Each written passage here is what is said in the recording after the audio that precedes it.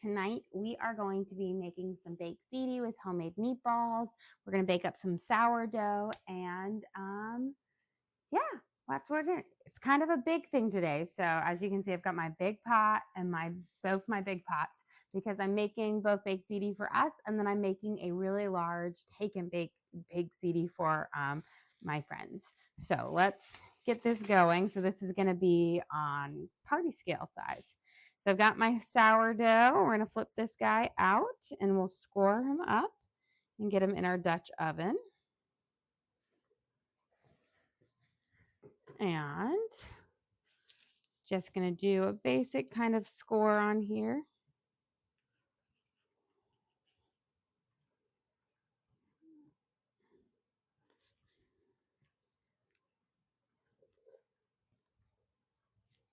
And score down.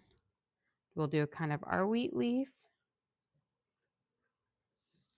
And we'll slide this guy into our oval Dutch oven that's nice and hot that I've had preheating at 500 degrees.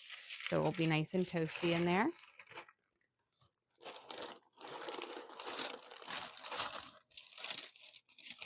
There we go. And we'll put our lid on. Kind of seal in that moisture. And then my next loaf, so that was a traditional loaf. This is a black pepper, oregano, and Parmesan cheese, or no, not oregano, rosemary, garlic, salt, Parmesan cheese kind of loaf. So pretty excited about this one because my idea with this flavoring was kind of similar to the loaf that you have at Macaroni's, which is kind of like an Italian restaurant. So I've got my main score here. And then I'm going to try to do kind of a cute little Christmas tree. Whether it will turn out, who knows, but it should be fairly pretty. And then we'll do kind of like its trunk. Okay, we'll see if it actually bakes up like a Christmas tree or not. So it's trunk.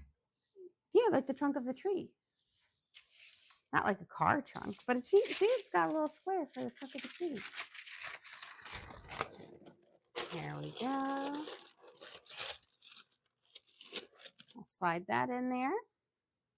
And let's go pop these in our ovens. We're going to bake them at 500 for 20 minutes. And then we'll bring our temperature down to 450 and bake. Hello, Loki. I don't want to step over you. That would be a disaster. So pop them in 500 degrees, nice and toasty. And then we'll bake after 20 minutes. We'll bake them at 450 for 20 minutes with the lid off. I'll get this guy in here. But I find, so my traditional I did in a loaf shape, and my round I did in a bowl, shape, but I kind of cook them in the corresponding Dutch ovens. Timer on. 20 minutes. Okay, let's drop our noodles in, and then we're gonna make our meatballs and our sauce and everything. So, like I said, I am making this for a group, a crowd, a party, essentially. We're going to have what for dinner, but then I'm going to make a huge batch for my friend for kind of like a take and bake. Let me grab some scissors.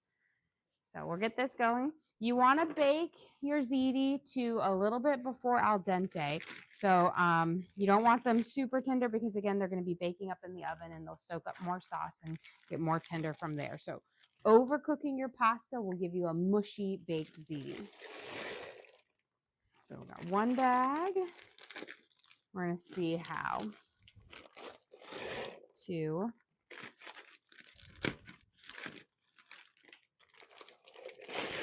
three. And again, I have a ridiculously large stock pot for this because if you got to bake or boil 5 pounds of pasta, you want to be able to fit it all in here. I think I got a piece. There we go. And we'll get one more bag in here. So the nice thing about this pot that actually is the winner is it has this built-in strainer. So when I'm ready, I can just do it that way. So I don't have to try to flip it over. So that's a win. I do love this stock pot. You give it a good stir. Kind of mix it around. And then we'll let that come to a boil. And once they're nice and tender, we'll come out. It'll need about, since there's so much pasta in here, it's going to need a smidge longer than if you're cooking one bag. So about 10 minutes. I am going to sprinkle just a little bit of salt in here.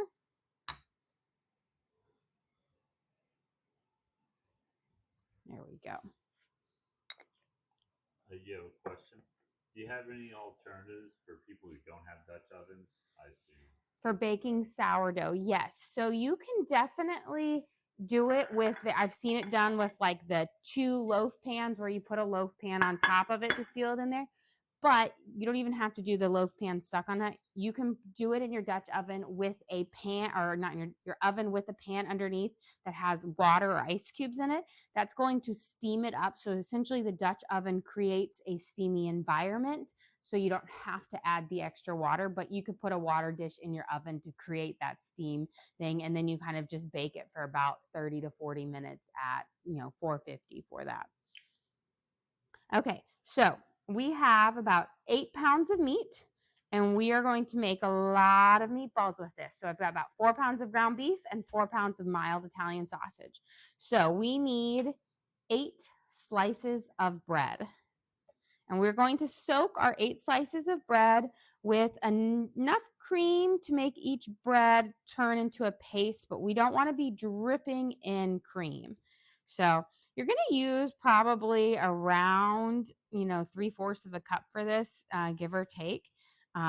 Just pour it in little by little. I use heavy cream because it makes the meatballs more delicious, but you could always use milk or half and half.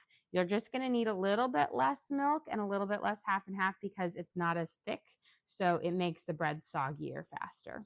And we use this instead of breadcrumbs because it makes your meatballs so much more tender and less dry.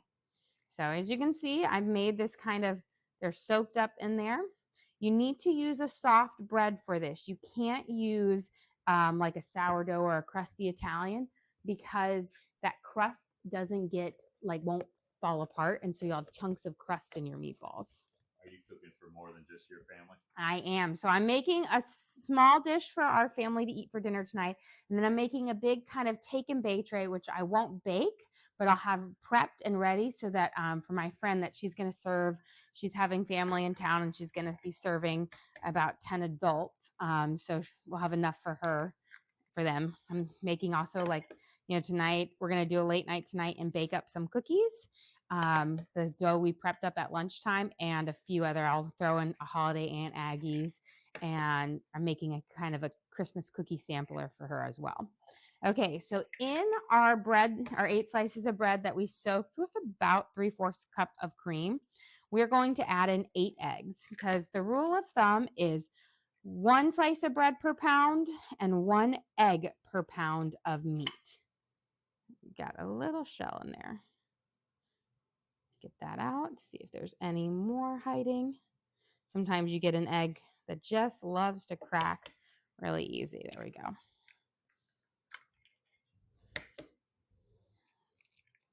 Okay, so we've got all of our eggs in there. And now before I go fully in there, let me wash my hands. We're going to do our spices.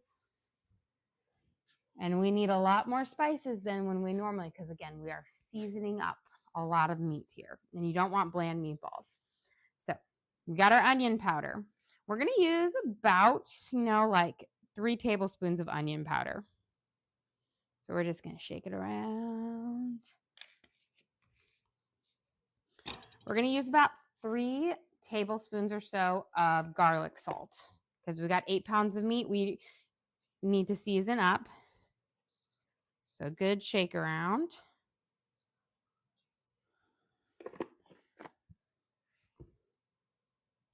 Italian seasoning. We're going to use about 3 tablespoons of Italian seasoning, which I think is really just going to be close to this entire thing. You have a question? Does it matter if the eggs are cold or room temperature? Doesn't matter because we're going to mix it all together. The meat's cold, so it will all come in and we'll bake at the same time. So it doesn't really matter. We're going to do about a half a tablespoon of oregano. And about a half a tablespoon of basil. And now is the fun part. Just make sure.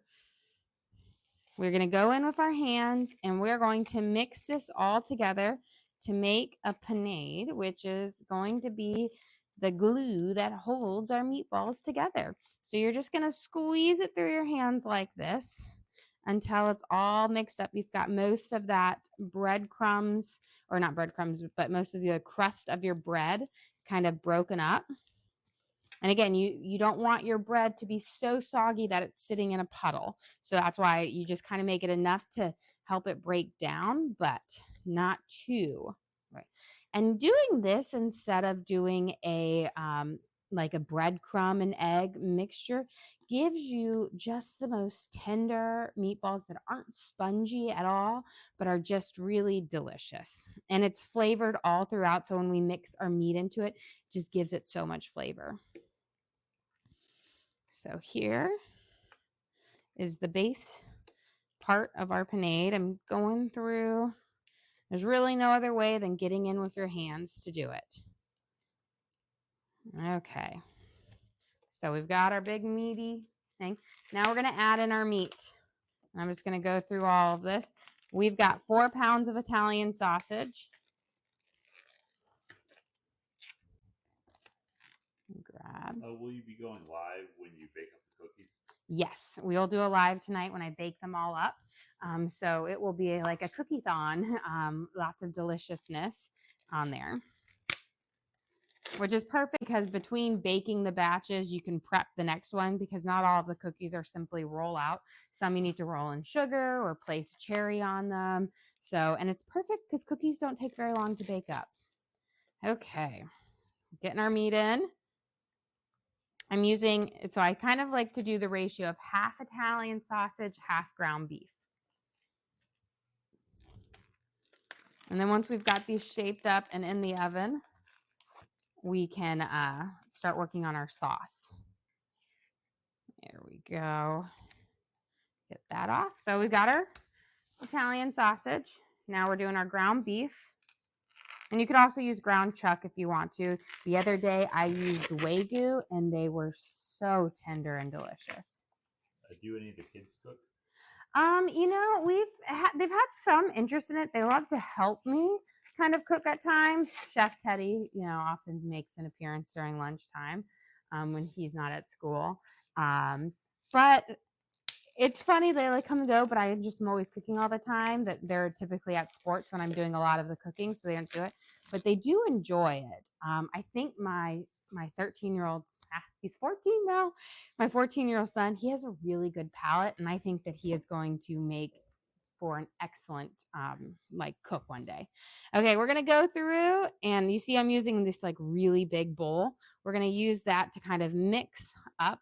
So just kind of scoop this panade over into your meat and punch it down, and then we'll kind of do the squeeze through the fingers. I will tell you that you want your meat to be not right out of the fridge when you do it. Let it sit on the counter for about 30 minutes because if it's right out of the fridge, you are going to freeze your fingers because the only way to get in here is to squeeze it through with your hands. You can't really mix it with a spoon. And so when it's really cold, your hands are cold. And that is something I have just learned through the time. Just set your meat out a little bit so it can just get a little bit less cold. Okay. And once we've got it in here, it will all form one cohesive paste. Now, it takes a little bit longer to do it when you have a ridiculous amount of meatballs to make, but it will work well. And essentially, once it's all kind of the same color, because when you first start mixing it, you can see the difference between the Italian sausage and the ground beef. As you mix, you want it all to kind of be one same color. How many are you cooking for? So this is like 20 on here. So I'm making some for our dinner tonight, and then we are making kind of like a take and bake for a friend for tomorrow. So it's essentially like cooking for 20 because we have our 7 tonight plus my parents, and then for them, and there's kind of a party of 10 that I'm cooking for. And can you go over what's in the meat? So yeah, so we have half ground beef, half Italian sausage, and then we made a panade using eggs, cream, bread, Italian spices, or Italian seasoning, oregano, basil, onion powder, and garlic salt. So we'll have lots of great flavor in each meatball. And this is, again, there's no way to do it without getting messy. Okay, I think we are fairly mixed up here. You can see that panade as it mixes in, it really just makes the meat nice and sticky and holds it together. So it's that binder. But it allows you to have a really tender and moist meatball versus if you just try to cook up ground beef, it's going to get firm and it won't be as tender. This is going to be delicious. Okay, hold my hand up. Got my big baking sheets out. And we are going to start shaping up these meatballs. Oh, that's heavy. It's like 10 pounds of meat. Now, my trick here is not to go so big. My ideal world, I would be like, yeah, we can do a meatball this big. No, I got to do regular size meatballs, which is not always the most fun. I can do a little bit bigger, but I can't go super big. Now, sometimes I do make jumbo meatballs because there's this restaurant, like my stepdad always tells me about it, and it's in Minnesota, in Minneapolis, called Dinopoli's. And they serve you these giant meatballs. So you get just one, but it's like that big. It's like a softball on your plate with your spaghetti there. So we'll shape these guys up, and then we'll bake them in the oven. Once our oven turns to 450, we'll bake them underneath the sourdoughs, which will prevent a little bit of that direct heat. But otherwise, you could bake them off at just like 400 or 425, or you could even do 350 for longer. These are really flexible with the baking heat. You just adjust the time. Oh, where'd you get the bowl?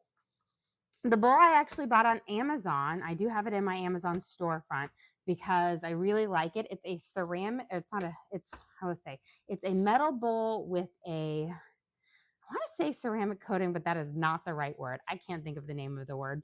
But it's got like a nice coating on it that makes it non-stick. But it is great for big batches of this, or when I make like a triple batch of my sourdough. I use that often for it. Puppy chow, if you make big batches of puppy chow, it's really good for that. But it's nice because it's a metal bowl, which I really like metal bowls because I feel like they conduct the heat really well, like especially for proofing sourdough. I know some people are like, oh, it's got to be plastic. I find that my sourdough proofs better in a metal bowl than a plastic bowl. Here. And let's get these guys. I feel like I'm going to be rolling balls for days. Now, if you want like a perfectly smooth shaped ball, just have a little bowl of olive oil next to you that you dip your fingers or your hands in every so often. The oil will create like a non-stick surface on your hand, which will give you a really smooth meatball. But if you're like me, who cares more about just how it tastes and not necessarily whether they're perfectly uniform, I just kind of do it this way. Where can I find the full recipe for the meatballs? So I will upload this live on our link on our page, so you can always watch and recreate any of my recipes by just rewatching the lives. I also, for my members, I do believe I have my Italian meatball recipe card available for them already. For our members, I do try to send out recipe cards, a couple times a month of recipes that I've cooked during that month.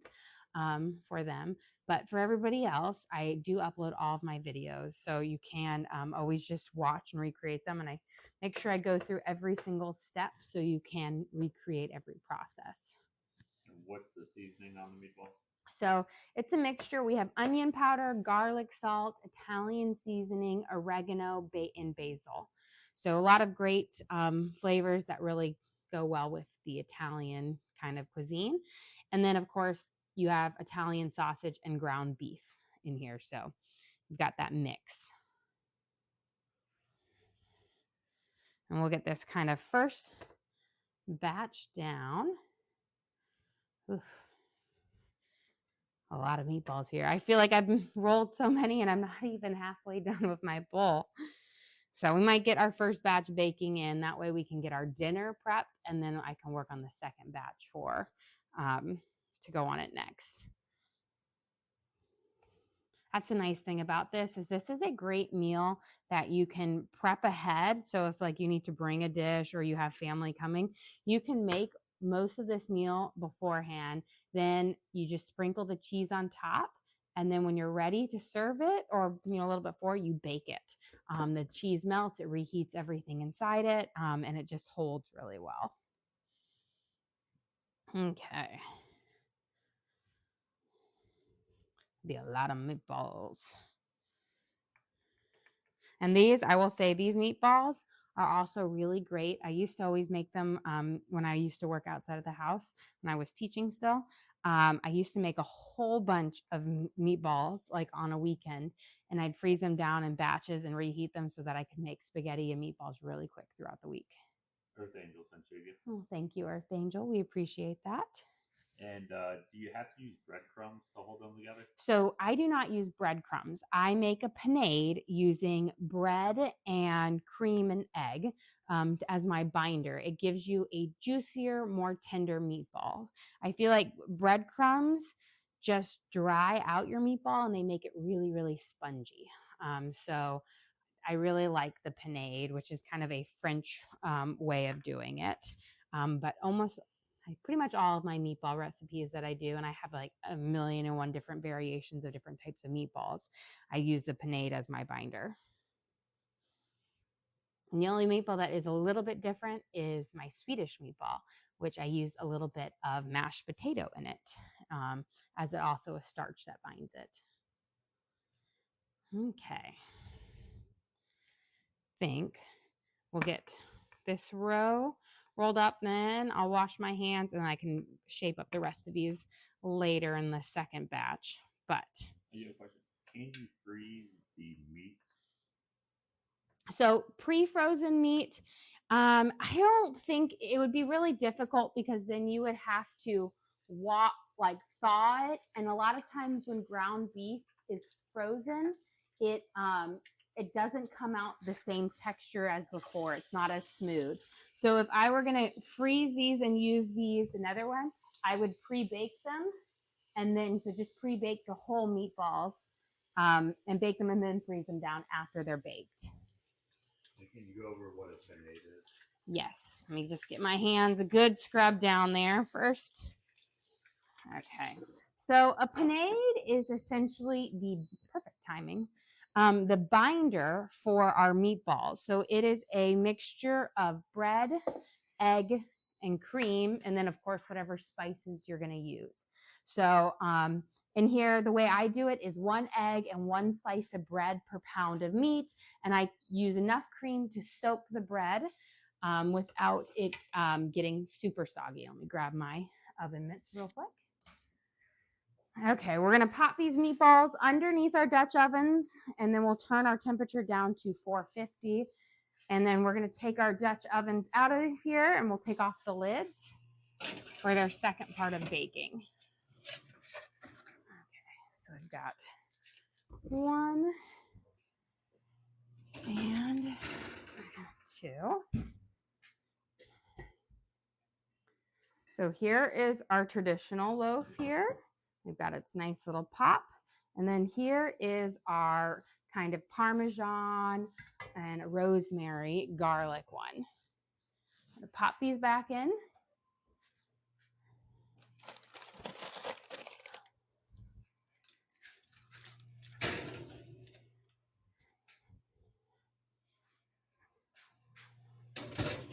And now we're going to turn our oven temperature down to 450. And luckily, opening the door several times will have helped bring it down to that temperature. And then we're going to set it for 20 minutes. And our meatballs should be done a few minutes before that, so we'll grab them out. The meatballs at 450, only you're going to need about 15 minutes to cook up at that temperature, which will be perfect. Let's check on our noodles. Do you find is sourdough forgiving, or do you have to be very precise?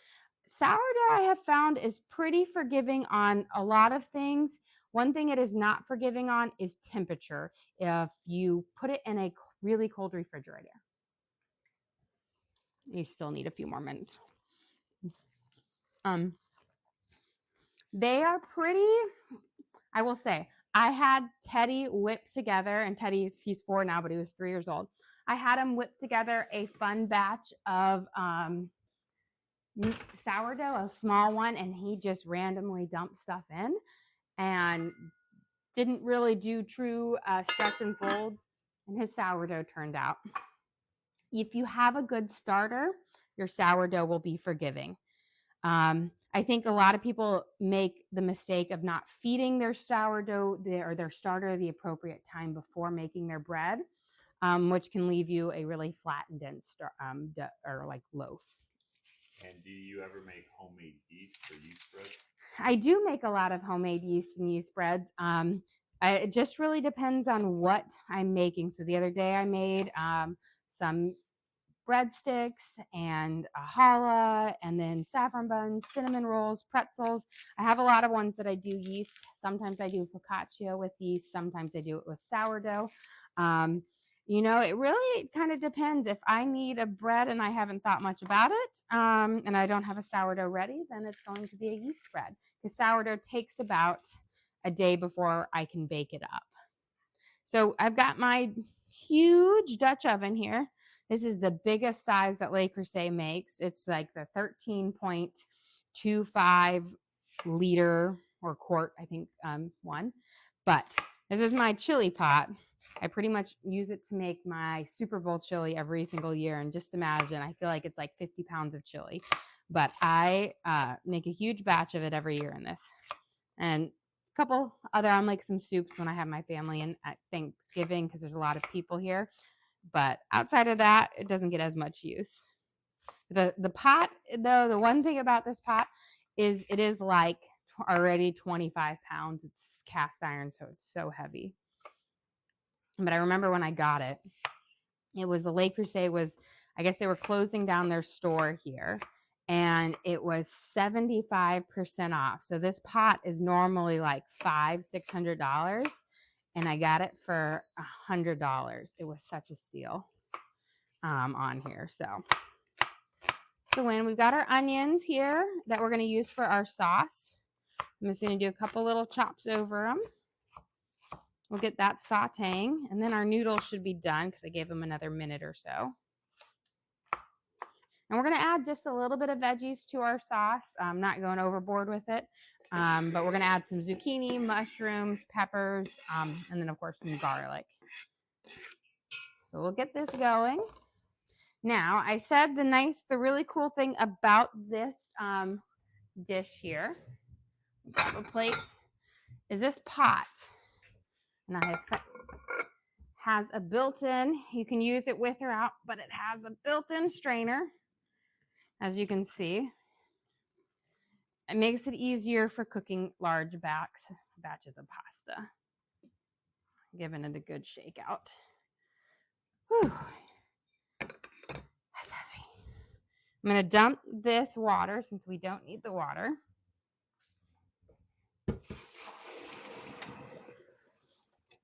And then I can put these noodles back in here like this and let them strain. It sits about an inch off the bottom of the pan, so it's really cool. I always say, people are always like, this is the coolest pot ever. And I said, it is. It's a cool pot. Have you ever thought about opening a restaurant? I've thought about it. but I don't know if I would love it because I enjoy cooking for friends and family, but I don't know if I would love it if it was my job. You know what I mean? Where you've got to cook it out and then there's critics and everything like that. I already have a hard enough time when my 10-year-old criticizes my food, and she does that on a daily basis. So I don't know. It's just one of those things. Would you lose your passion for it if it wasn't, if it was work and not for fun? And I really do love cooking. It's like one of those things where, this year I finally convinced my mom to give me full control over Thanksgiving. One year I had full control because she was like so sick with like some flu or whatnot. But then she kind of came back and took over a little bit of it. But I was like, you have to let me have control and do it so I can do it my way. And she let me have it this year. And it was just so much nicer. People were less stressed. I enjoyed it. I enjoyed being in the kitchen and people would come and chat, and it's just something I love. I love cooking for people. It's like my love language. It's how I can tell people I care, is when I can make them a nice meal. But I don't know if I would love it if I was making, having a restaurant. Now maybe if I could like watch and it was my recipes being made, maybe. Or like do a food truck every now and then. I think that would be fun, although I feel like it would be so much work too. Okay. Made our garlic here minced up. Nice thing. You can also use garlic if you want, but I would just fresh garlic is a little bit nicer. Let me give my onions a nice little stir here. Break them up. And once they've got a nice kind of caramelization on them, a little bit more translucent, we'll throw in our garlic here. But want them to kind of cook up just a little bit. Get that garlic off my hands. And what about a cookbook? So that is one of my things that I'm in the works of for this next year. I hope to get, have time to sit down and do it. I already have several recipe cards posted for our members. So I think I'm probably up to almost 100 recipe cards or close to it. So, I'm like, it's already a really good starting ground to like incorporate into it. But it is a lot of work to like write down something when you're a cook like me, who is more about the feeling, like, yeah, this works or that worked. And then I've been told that my guesstimations of my measurements might be a little off. There might be a little bit more than what I say, a tablespoon is. It might be a little bit more. Yes. Figure out exactly what my true measurements are, because I kind of like, yeah, that looks like this and that looks like that. But it all comes down to taste on it. But I do hope to have that, especially because one of my favorite things to cook are soups, and I love to make all sorts of different types of soups. So I'm going to have a big section on soups, because those are I love a soup. I was always like, I'm a soup and salad girl. I love just lots of soups and lots of salads. I could eat those all the time. Okay, we've got our peppers out of here. I've got lots of little pepper specks on me, so let me grab this real quick.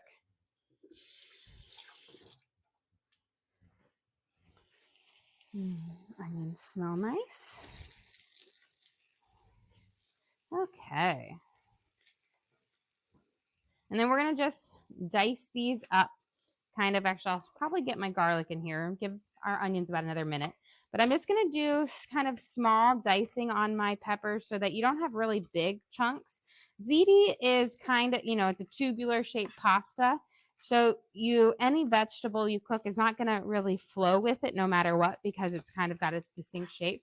But I'm going to do it smaller so that you get little bits throughout instead of bigger chunks.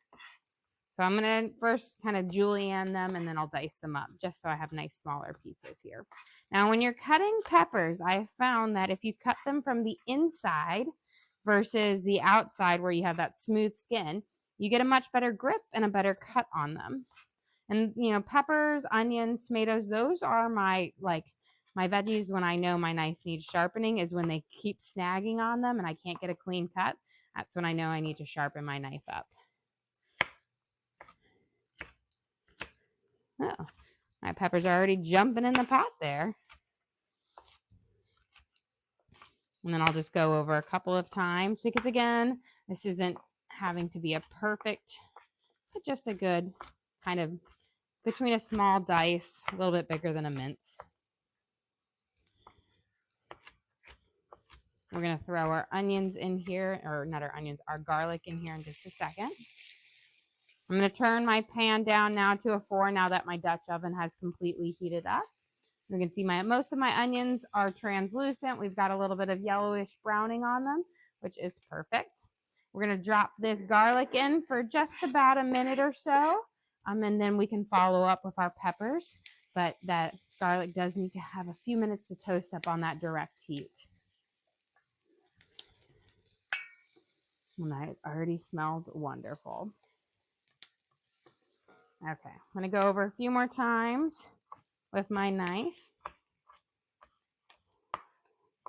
And this way also I find when I chop my peppers up smaller, my kids don't notice them as much, and so they eat them willingly. And I think that's kind of like that first step in building good palates is just that constant exposure. Even though they might not eat it all or they pick around it, they're still exposed on a micro level to those flavors.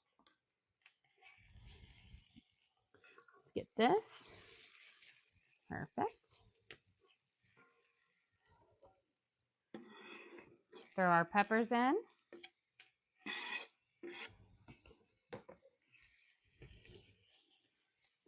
Give this a good stir. I'm just going to take a peek back at my time on there. Good few more minutes before we need to take those meatballs out. Okay, I'm going to get my mushrooms sliced up and to add in here, and then we'll do our zucchini. I always do firmer fruits, or not fruits, firmer vegetables and like drier ones to softer and moisture ones. So, onions are always first no matter what. Then we did garlic as a seasoning, but then peppers, then mushrooms, then zucchini, because zucchini will let out a lot of liquid when you saute it. And you don't want, it's not good for sauteing if you let out too much moisture. Then you won't get that good, nice kind of saute mark on them. Now, this is about 8 ounces of mushrooms, baby bellas. I'm going to slice them thin. I like to get mine whole and then slice them myself because I can slice them even thinner than what you get, and they stay fresh longer. Do you have a recipe for potato soup? I do. I actually have several different recipes for potato soup, like a loaded baked potato soup. Or you could do like a vichyssoise, which is a leeks and potato soup, which you can serve either hot or cold. And then I've got just a couple of different ones that are, like a cheesy one. I love good soups. I actually think you'll have to do some digging, but I have a couple videos on there of some different potato soups that I've done. I did a really good like kielbasa and potato soup the other day, and that was delicious. And what are you making tonight?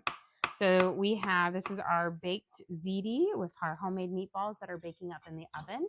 And we're tossing in our mushrooms now. We're making the base for our sauce that we'll toss everything in.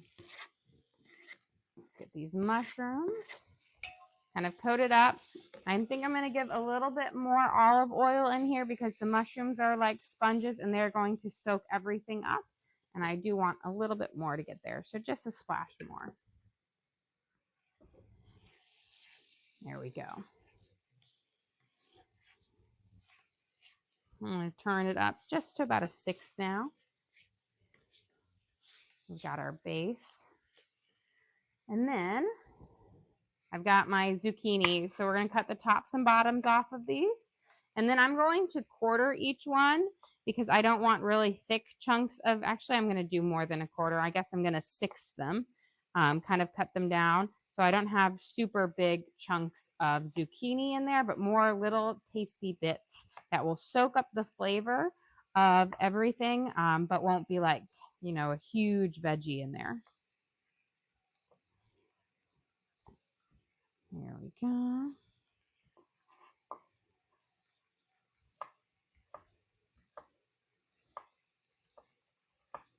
So just nice little bits. And these, we'll throw them in. They will release a little bit more moisture out, which is why we're going to do them last. But once they're sauteed, we can kind of throw in our sauce and then our first round of meatballs. But we can use that base to make the first part of our baked ziti to go into the oven. In there. So just a couple random chops over it. Okay.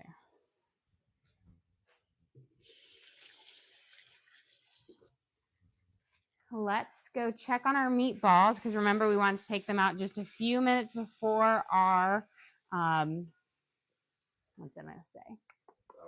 Sourdough. So we've got 5 minutes kind of left on there. I'm going to give them a little tap, but remember oven is nice and hot, but they are nice and firm. So our first ones are ready.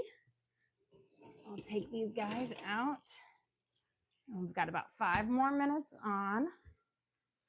But these are looking pretty fantastic.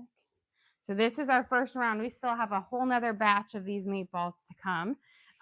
But I can work on what we're going to have for dinner before we kind of pop those in here. Just going to rest this right here, and I'm going to move my lid so we can just put them right there.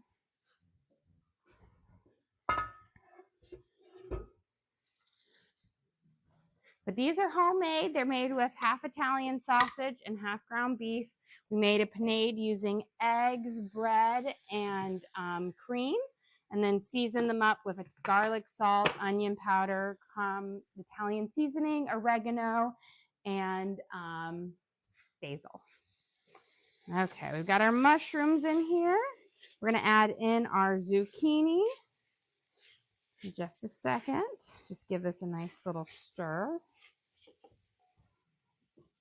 And again, I'm not overloading with too much vegetables because, you want it to have just a little bit here and there in every bite. But it's also, since we're making it for a bunch of other people, you never know what veggies they're going to love or not. So when you have a little bit less, it's easier for them to kind of pick around. Slide this guy back over. And we'll kind of stir this up. Give it a good coating. And I'm going to sprinkle just a little bit of spices on them because I like my veggies to get just a little bit of flavor as well. We're going to use a little bit of Italian seasoning.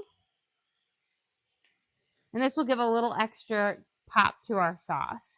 It's about a teaspoon of Italian seasoning. And do a little bit of basil and a little bit of garlic salt. So half a teaspoon of basil. Can you go over what's in the pot so far? So in the pot, we've got onions, garlic, peppers, mushrooms, and zucchini. And then we added in some Italian seasoning, basil, and a little bit of garlic salt. We'll saute these veggies up. That way they have a good kind of, cook on them before we submerge them with our sauce. And then we'll throw in our noodles and we can kind of make the, we'll put our ziti and meatballs down and get a nice layer of cheese over them and bake it up. And it doesn't need much baking because, again, everything is already hot and it will cook up well. Okay. Let's get, before we've got our things. So I'm going to use my favorite store-bought marinara sauce out there, which is just Rao's. It's really simple, not too fancy, not too jazzed up. So we're going to put a good amount in here for the base, and then I'll add some more in later. I will say, yes, you can spend the time to make your own. I've made my own sauce plenty of times. But I will tell you, if you want to make something quicker and faster but tastes as good, just go and do some taste testing until you find the spaghetti sauce you love, because there are a bunch out there that I don't love. And then I've got this one is my favorite on there. But some are sweet, some have a lot of spices in them. But I think your tomato sauce is really personal, like what you like and love. So test a variety of them until you find the one you love. Okay, we'll get the second batch in here. And these are like the big old honkin' 40 ounces. We'll heat it up. And I'm gonna make some more meatballs, but I'm gonna put some of this in here now so I can scoop it out and get this baking for us for dinner, and then we'll go on to that second process on here. So for this base, we're gonna add in our meatballs and our pasta, but I'm not gonna add in all of them because again, we'll make it for our big batch here. But before we do that, because our oven is letting me know that we're ready for our sourdough. And then we can build our ziti, and then we can kind of do our next portion of it. Okay. Look at our beautiful traditional loaf. I'm going to bring this right over here. And then let me grab our next one. And this is our Parmesan and rosemary and garlic salt loaf with a little bit of black pepper. I hear ya. Okay. Now, when you do bake your sourdoughs, the one thing you want to do is you want to get them out of your Dutch ovens fairly quickly because these Dutch ovens stay really hot really fast, and they will continue to cook the bottom of your sourdough. And so if you don't want your sourdough to become rock hard on the bottom, take them out on here. But here is our traditional loaf. Gorgeous, beautiful. You can see our scoring, our expansion score, it really popped there. But look in the bottom, you've got this nice kind of golden brown crust, which is what you want. You don't want to cook it too dark. I cook mine to a nice blonde, golden blonde bake. You can always bake this another 10 minutes and get a darker crust, but that means the next day your crust will be really crunchy. This is, oh, here's my beautiful Christmas tree right there. See, look at that skill there with the trunk right there on there. But this is Parmesan and rosemary and a little bit of garlic salt. But it's just going to give you that just really wonderful, I mean, hearty flavor. Do you ever have any leftover bread? If we have leftover bread, I do sometimes give some to my parents, but I love to keep it to make grilled cheese sandwiches. Like today, we made some delicious grilled cheese sandwiches using some of our bougie cheeses that we got. It was so good.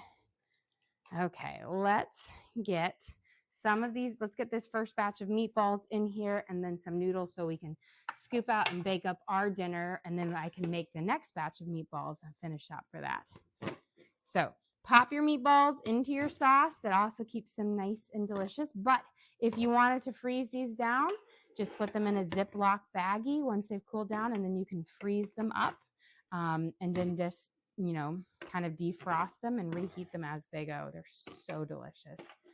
They're the most tender and flavorful meatballs out there. Not firm, not dry.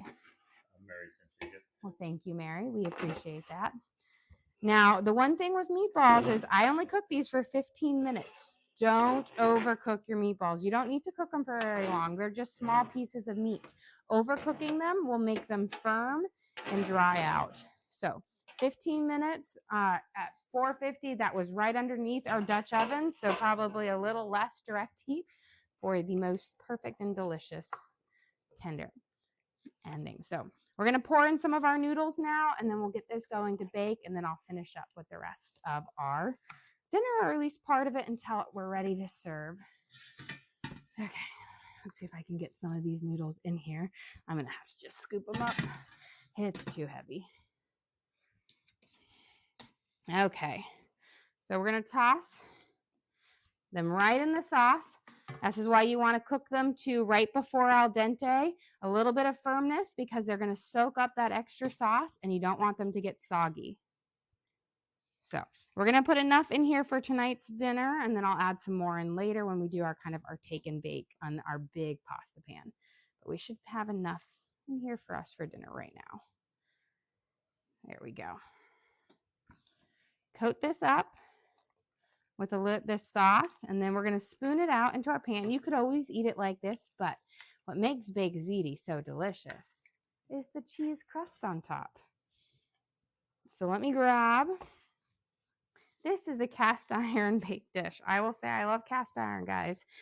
It's really great for keeping things nice and hot and warm. Let's scoop in our meatballs and our noodles here. Some of them we have on top.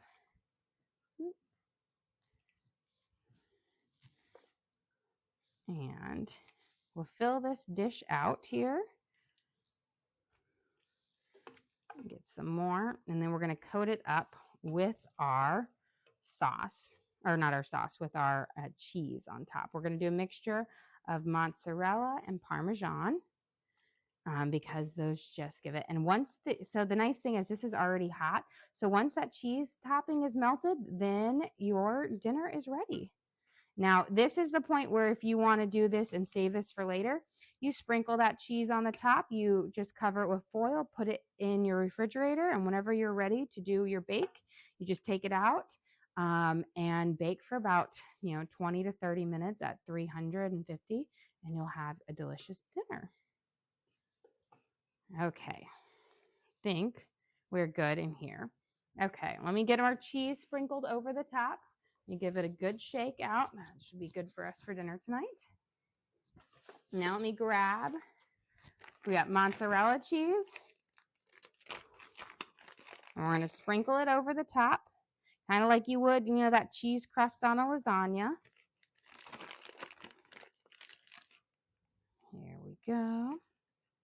And then we're going to do it with some Parmesan cheese as well.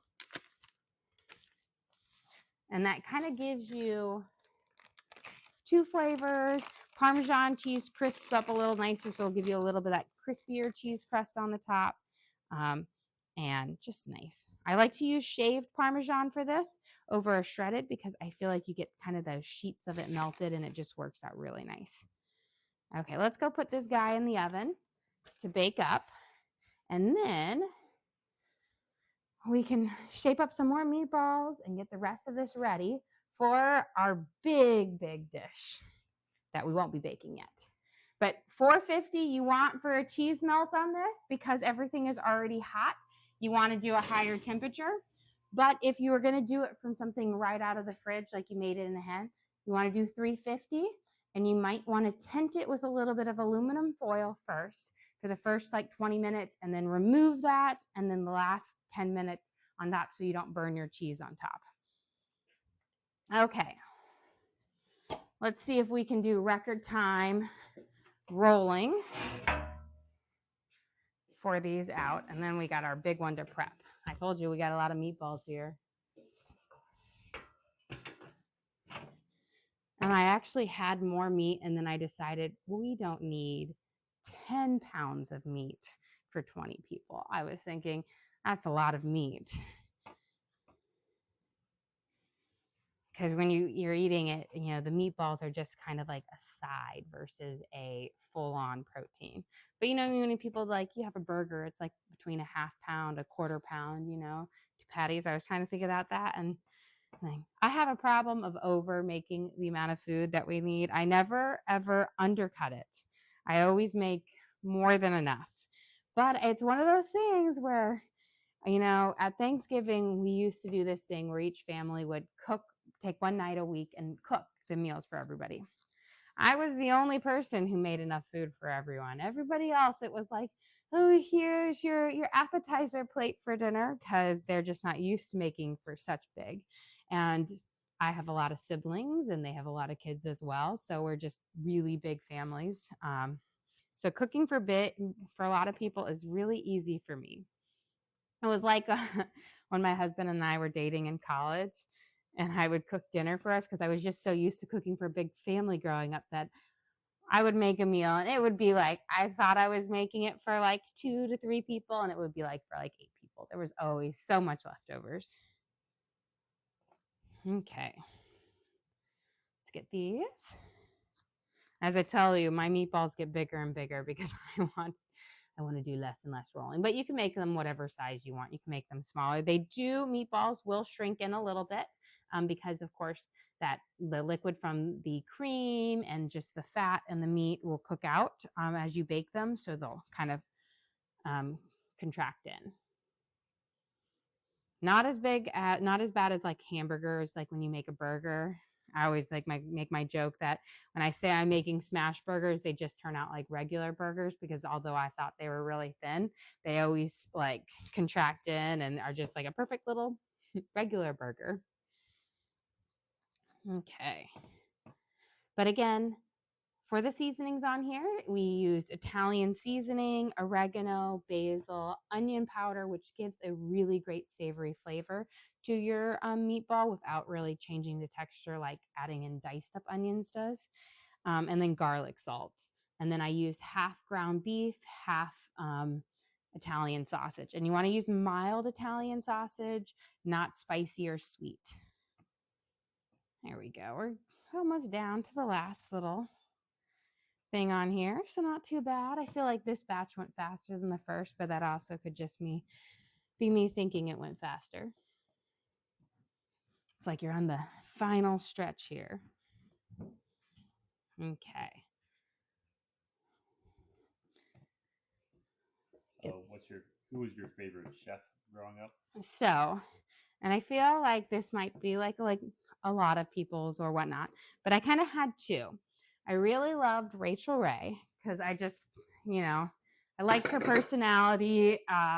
She's really down to earth, and then I really like Gordon Ramsay, and I feel like that one's kind of like a cop-out one because he's so popular now. But I mean, I remember when he was new to the scene and I was a kid, and I remember watching like Hell's Kitchen and Kitchen Nightmares. And I just really liked him because I thought he was kind of funny. I would never want to cook for him because he was there. But it is funny, like, I feel like he would have been a successful person no matter what because he was a soccer player who got injured. So, and so that was kind of interesting on that aspect. And we're a really big soccer player like family here. I'm gonna slide these guys underneath there. Our cheese is almost ready. We want a little bit more bubbling there, so a few more minutes. And I love how he can be like such a jerk, but also a teddy bear. If you've ever seen him when he does like Master Chef Junior or whatever, the one where he does it with the little kids, and he's like the sweetest, nicest person. And I just think that's funny because he is not like that with adults. And it's just interesting. I remember when that came out and I was like, how is he going to do this without scaring the children? But like him, and because he also has like mastered so many cuisines, and it's not just in like one area, which is kind of like I like to dabble in a lot of different cuisines and try my hand at on there. But my big thing is comfort food, just making sure that whatever I make tastes good. It doesn't have to be super fancy, but it's delicious. We're going to get the sauce base up here for the next batch of noodles. And when we get our meatballs, we'll toss them in here. Let's get these noodles in there, kind of soak them up. You can go over what's in the meatballs one more time? Yes. So for our meatballs, okay, we're going to have to scoop these out. They're all sticking right now. Our meatballs are half Italian sausage, half ground beef. And I made a panade using egg, bread, and cream. And then we seasoned it with garlic salt, onion powder, Italian seasoning, basil, oregano, and yep, that's it. And we're kind of coating them up. So you could always, my noodles are sticking here, but I do not like to coat them with butter or oil. And the reason why is when you coat them with butter and oil, then you create this smooth surface on your noodle, which prevents them from soaking up your sauce. And I want my noodles to soak up and get the flavor of our sauce, which is why we cook them at an al dente versus a like all the way down or a little bit before al dente, so that they have room to soften up and really bring in the flavor. Once they hit the sauce, they will break apart, so I don't ever worry about that. But that is my, like, everyone's like, oh, you could coat them. Don't do it because it will just prevent them from soaking up the flavor. Do you watch any of the cooking game shows, and would you ever do You'd be surprised. I actually like watch like no TV, hardly any TV. It's actually kind of, there's just when you've got 5 kids and just I'm always doing something, moving around. I've got my parents live really nearby, and sometimes that's a blessing, and sometimes I'm like, oh, they're really close. But I don't really watch any TV. And it also makes me feel like I totally don't know what's going on sometimes. So no, I don't. Now I used to watch like Hell's Kitchen, MasterChef, Top Chef, or, some of those things, but I haven't done it in a while because, I'm just always out and about. I think it's kids sports. You're always gone. I'm always gone for like practices or games, and they keep us busy. And in general, like our kids, none of us really watch a lot of TV. So it's just kind of one of those things. But I always sometimes catch little clips on things and see like what people made or presented, like on, if I'm strolling through. And I always find that's fun. That's how I get my ideas of what I want to make for dinner. I'll look through and I'm like, oh, that looks good. Let me see if I can make that. Okay, we've got this batch. I've got a few more noodles. I just want to coat them up and get these guys in here. Now, for when you do like a baked spaghetti like this or a baked pasta, you need a hearty noodle, one that's not going to get soggy or mushy. Otherwise, I just threw that everywhere. That's me. This is why I couldn't be in a real kitchen, because they would throw me out because I'd be so messy. Here we go. Although my husband and I, we actually did this a couple of times because we watched it on back in the day when we had less kids and more time to ourselves. We watched a couple of shows, but they had one where it was tasting and you had to taste different ingredients and name what they are. And we did that a couple of times. And I will say my palate was really, really good. My husband's so much. But I want to do that. Actually, I think I'm like, oh, we should recreate that, because I keep saying my 14-year-old son, he has a really good palate. And I think he would be really, really good at it. We had like some chocolate the other day, and he was able to guess all of the flavors in the chocolate, things that I couldn't even taste. He was like, oh, I taste orange in here. And I'm like, I couldn't get any hint of orange, but yet lo and behold, there was orange in it. So maybe I'll have to do a little games like that. Okay, let's go check our meatballs, or not our meatballs, but our dish to see if it's ready. We'll pour some more sauce over this, kind of get this ready for the next round. And we'll probably bid you adieu soon, because our looks like I'm going to rotate it. I want maybe 2 more minutes on it because I want it to have a good bubble. So almost done, guys.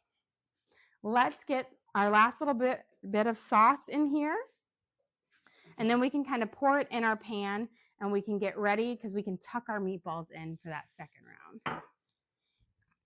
But you need a lot of sauce when you do it.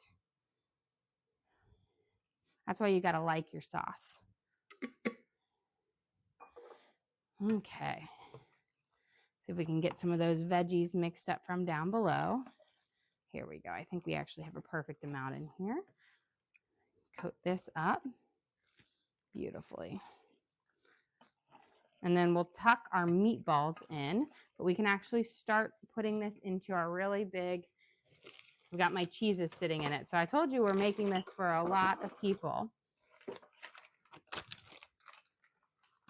I've got my heavy duty, extra large pasta pan here. And I would attempt to pick this up, but this is like probably 40 pounds. It is so heavy. So we're going to scoop it in here, and then knowing that I've got my whole second sheet of meatballs that we're going to tuck in here, so that when you eat this, you're getting meatballs in every single bite. No skimping on it, because that's the best part. And you want a little bit more. So like I have it extra saucy here, and that's because we're adding those meatballs in. But if you were going to not add them in, you want a little less sauce, because again, you don't want it drowning in sauce or it will get too soggy. here. I'm seeing if my guesstimation of how many bags of pasta was going to fill this up was correct. And I thought 5 pounds of pasta minus probably a pound that we used in ours. This is one of those things where, like when you're packing a car, when we go on our camping trip, and I'm like, oh, we can all get it in there. My husband's like, no way, it's not going to fit into the car. And he's probably like, no way that's going to fit in there. And I'm like, it's going to fit. It's going to fit. I think we're good here. Look at this. So much deliciousness. Perfect. And then our noodles, our rest of our dish should be ready. I'm going to see if it's a little bit less heavy now for me to be able to pour in here.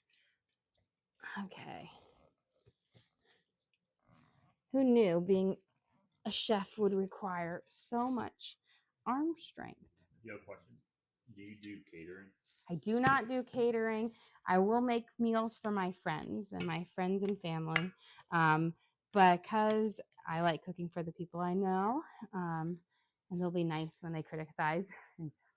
But no, I just do it for fun for my family. Like, most of the time I just, I cook big meals for my family because we're a large family. But I do have a couple friends that I will make, if they're throwing a party or something like that, I'll do for them. Kind of like, just a friend helps a friend out type of thing. That's what I enjoy. Okay, let's go grab our dinner out of the oven. I'll slide this over here since we're done with this as well.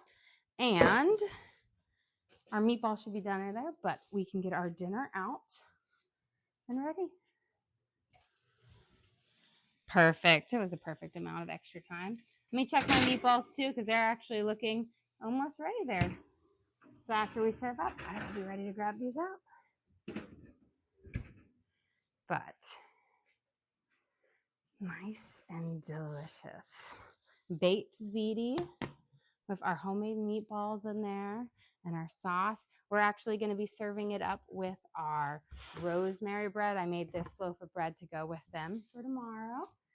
So let me get a plate and we're going to get ready to serve up this cheesy but delicious and great meal to have in your back pocket. Okay. So we'll slide this over here and we'll do a crumb reveal on our rosemary and the cheese in there, because I love to see the little cheese that we add in during the lamination process. So let me grab, I gotta get a bread knife for that because, here we go.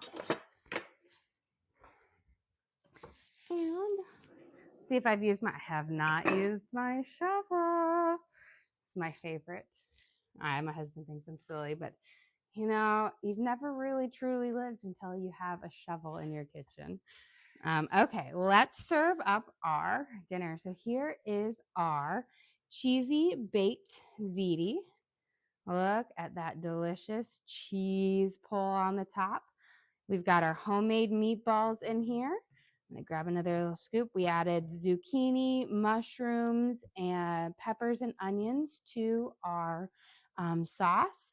And then, of course, topped it with mozzarella and Parmesan cheese. We've got our homemade meatballs using Italian sausage and ground beef.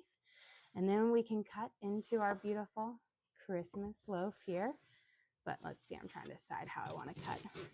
It's been a good minute, so it should have cooled down enough. But look at that beautiful crumb. You can see the rosemary and there's bits of Parmesan cheese throughout. Smells fantastic. Well, guys, thank you so much for joining us here. Don't forget to like and subscribe. I try to do live cooking shows every single day, kind of show you what we're making for our family, and I'll hopefully teach you guys something along the way. Again, we do upload all of our videos to the link on our page, so if you ever want to recreate any of these recipes at home, you can just go to our page, search for what we made. So we've got our baked ziti and sourdough, and you can watch and cook along with me again. We also have a link to our Amazon storefront that has all of our different cooking gear and gadgets in it. I've got my Dutch ovens, my pans, I've got my awesome stock pot there in there as well. All the different gadgets that I use in the kitchen I have in there for you guys to check out. But again, thank you so much for joining us here. Don't forget to like and subscribe.